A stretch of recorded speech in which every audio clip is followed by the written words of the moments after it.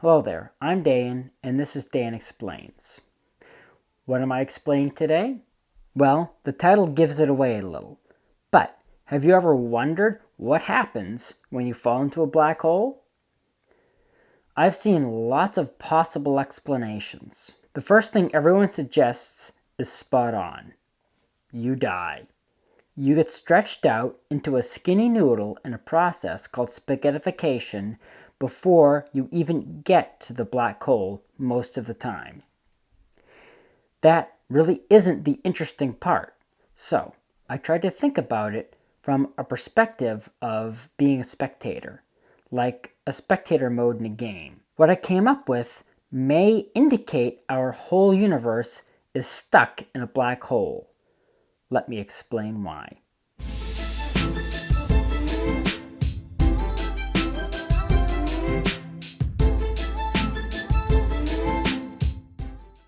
I'd like to preface this video with the fact that it's all conjecture on my part. No one really knows what happens when you fall into a black hole. The current ideas of what happens, besides ending up as pasta, usually results in you hitting some kind of barrier in the black hole or falling all the way to the singularity in the middle. The singularity in the middle is an infinitely small point where all the mass of the black hole is located. If you're an outside observer and watch someone fall in, you never actually see them make it through the surface, also known as the event horizon. The person appears to fall more and more slowly, and they get more and more squashed looking. Eventually, they appear frozen in time just above the surface. What led me to think about this problem in a different way was actually another problem, which is from the idea of string theory that there are more dimensions than the three we are familiar with, but they are really tiny, so we can't see them. They got tiny through something called compactification.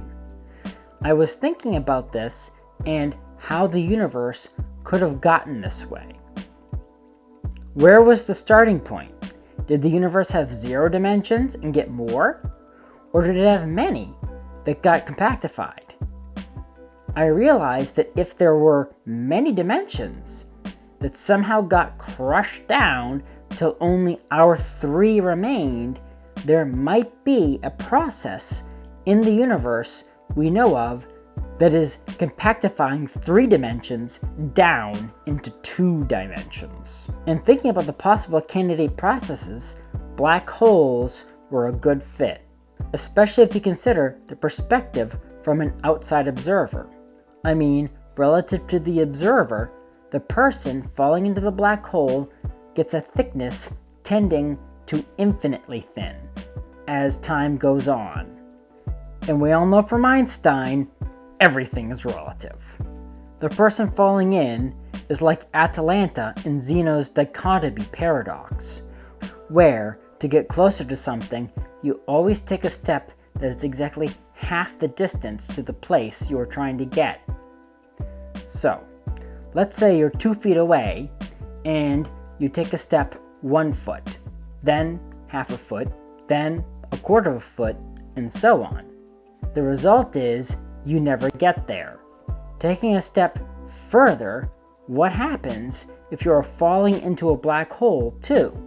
So, let's say someone named Alice is falling in ahead of you. What happens to Alice? Similar to another of Zeno's paradoxes called the Achilles and the tortoise paradox.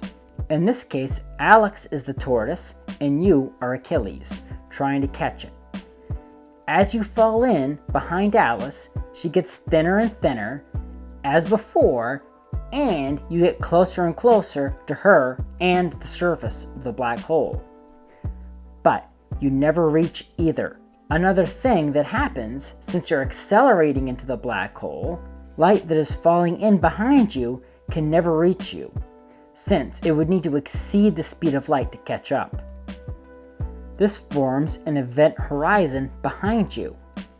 The further you fall, the closer it gets to your back, and the closer you get to the event horizon in front of you. Once the distance between these two event horizons is a Planck length, you're effectively two-dimensional. The energy that was you is confined to a two-dimensional layer, since time is effectively frozen above and below you. This only works if space and time are quantized, meaning they move in discrete steps. You can use this mechanism to compactify however many dimensions you want. So, if the universe had 7 or however many dimensions the theorists say, we may not be in one black hole, but a stack of 4 hyperdimensional black holes. That could also mean there are other universes out there, or seeming universes. They would all be part of this one in a higher dimension, in the form of other hyperdimensional black holes. The size, weight, and spin of the black holes we are in would also have an effect on how our universe turned out. This could explain things like dark matter, which only interacts with real matter through gravity. I mean, you would still be experiencing the gravity from Alice as she fell in front of you, but you couldn't touch her. It could also explain dark energy, which is expanding the universe. The dark energy could be caused by the black hole we're in being fed. If this were the cause, however, the cosmological constant, which is the rate at which the universe is accelerating, would change over time as different amounts of matter get fed into it. Also, after some time after the black hole stopped feeding, the universe would seem to get a negative temperature as it started to shrink. This is because black holes release light, known as Hawking radiation.